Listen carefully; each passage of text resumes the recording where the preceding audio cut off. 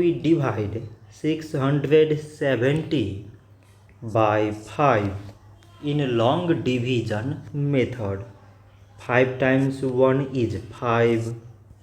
On subtracting we get 1.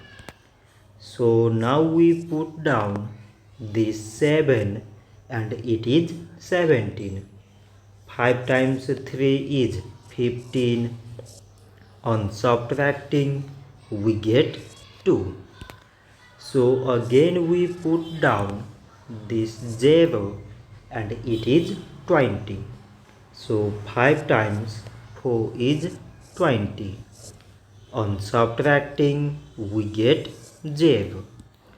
So 670 divided by 5 is 134. So this much for today and thanks for watching.